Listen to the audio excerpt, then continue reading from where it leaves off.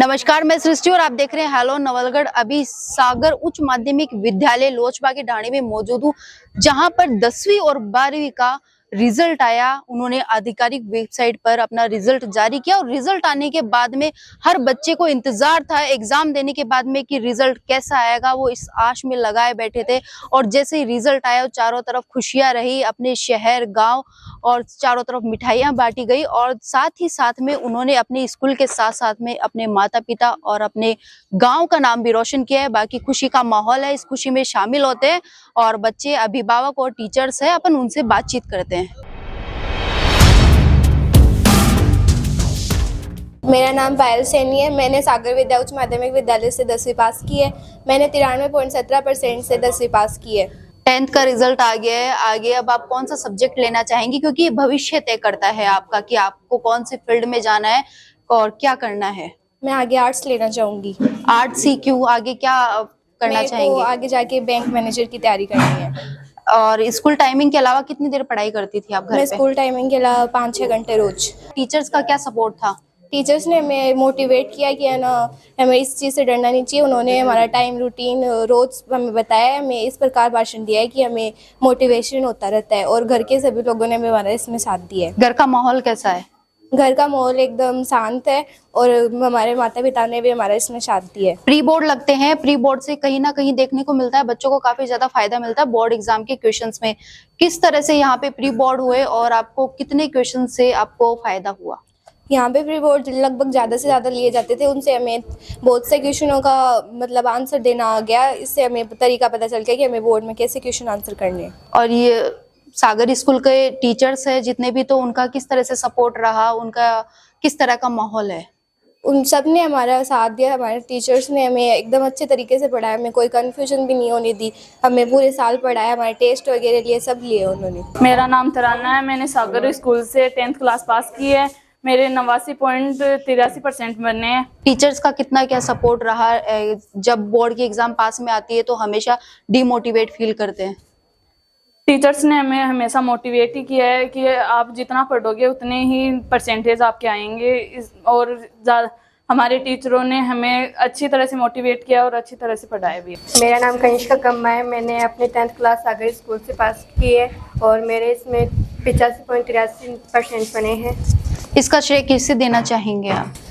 मेरे टीचर्सों ने सभी ने बहुत अच्छी मेहनत की और अच्छा पढ़ाया, अच्छी मोटिवेशन दी है। इसलिए सभी गुरुजनों और अपने माता पिता को देना चाहूँगी। स्कूल टाइमिंग के अलावा कितनी देर पढ़ाई करी आपने? 6-7 घंटे। क्या एक्स्ट्रा आपने रूल बनाया था? सभी बच्चों से अलग क्या टाइम टेबल बनाया रखा था आपने? मैंने अलग सभी एक्टिविटीज़ और पढ़ाई दोनों साथ में मिलकर की है। 12th में 97.20 अंक हासिल किए हैं। और इस सफलता के लिए आपको बहुत बहुत बधाइयाँ। ये जो सफलता मिली इसका श्रेय किसे देना चाहेंगे और इस सफलता के पीछे क्या प्रेरणा थी? इस सफलता का श्रेय मैं अपने नाना नानी और सभी शिक्षक गणों को देना चाहूँगा और ख़ासकर सुभाष जी सर को देना चाहूँगा, जिन्होंने मेरे अंदर सृजनात्मकता विकसित की। उन्होंने मुझे बताया कि हमें खुद के विचार प्रकट करने चाहिए, न कि रटने के ऊपर जोर देना चाहिए। मैं रोज़ाना 3 से 4 घंटे तो पढ़ता ही था। और आगे अब जैसे 10th का रिजल्ट आ गया है और ये आपका एक भविष्य तय करता है कि आपको कौन सा सब्जेक्ट लेना है, कौन सी फील्ड में जानी है, तो क्या प्लान किया है आपने? मैंने आगे बैंक पीओ की तैयारी करने की अभी प्लानिंग की है। क्या नाम है आपका? मेरा नाम शिवानी सैनी है। और कौन सी जगह से? कितनी % बने आपके? सागर विद्या उच्च माध्यमिक विद्यालय से मेरे 95% बने। और आर्ट्स स्ट्रीम थी, 12th पास आउट हो गई है। आगे आप क्या करना चाहेंगे? फ्यूचर में क्या प्लान है आपके? मेरा यूपीएससी की तैयारी करना। कितनी देर पढ़ाई करती थी आप घर पे? 5-6 घंटे स्कूल टाइमिंग के अलावा? 5 और इस पढ़ाई के साथ साथ में अलग एक्टिविटी क्या करती थी आप? अलग किताबों को पढ़ना और उनके नोट्स बनाना। एक बार फिर से बहुत ही शानदार परिणाम दिया है। स्कूल की क्या फिलोसॉफी है? देखो, अपनी स्कूल का एक ही देर है हमेशा से कि ग्रामीण परिवेश के अंदर जो ज़्यादातर स्टूडेंट है वो थोड़े से यूँ कह सकते हैं मिडिल क्लास फैमिली से आते हैं जी। तो क्यों ना इनको वो सुविधा उपलब्ध करवाई जाए गांव के अंदर, जो शहरों के अंदर काफ़ी ज़्यादा मोटी मोटी रकम या फीस लेकर वसूली जाती है। तो हमारा लक्ष्य यही था कि ज़्यादा से ज़्यादा बच्चों को कम फीस के अंदर शानदार रिजल्ट दिया जाए और इस तरह से मोटिवेट किया जाए कि वो शहरों की बजाय अपने गाँव के अंदर ही रहने का प्रयास करें जी।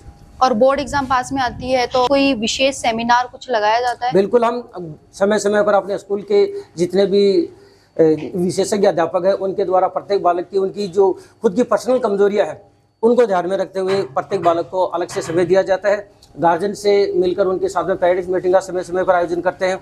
इसके अलावा कभी कभार बच्चों को मोटिवेट करने के लिए कभी शैक्षणिक भ्रमण के ऊपर ऐसे ले जाकर यूँ कह सकते हैं जो उनका थोड़ा सा माइंड फ्रेश किया जाता है। देखिए, अपनी सागर स्कूल के अंदर 12वीं कक्षा के अंदर कुल 20 स्टूडेंट थे, उनमें से 95 अबव 4 स्टूडेंट रहे हैं।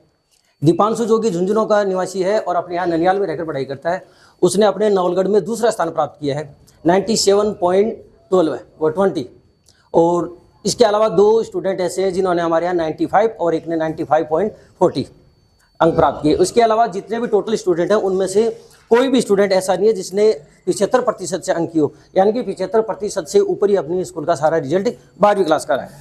10वीं कक्षा की बात करें तो टोटल स्टूडेंट थे 35, उनमें से 25 स्टूडेंट हमारे फर्स्ट डिवीजन से पास हुए और 10 स्टूडेंट हैं वो सेकेंड डिवीजन से।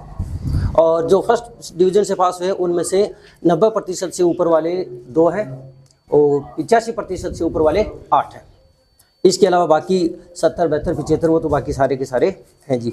उनमें प्रथम स्थान पर अपनी स्कूल की जो छात्रा है पायल सैनी, डॉक्टर ऑफ बाबूलाल जी सैनी, अपने निवासी यहीं पास के हैं, उसने 93.17% अंक प्राप्त किए। तथा दूसरे स्थान पर रहने वाली बालिका है तराना, जो अपने इसी स्कूल के नज़दीक की रहने वाली है, श्री श्याम जी की लड़की है, उसने 90% प्राप्त किए। और तीसरे स्थान पर रहा अपने स्कूल का विद्यार्थी प्रियांशु, जो अपने नज़दीक में छोटी सी डाणी काना कावल डाणी का वहाँ का निवासी है और उसने 87% प्राप्त किए।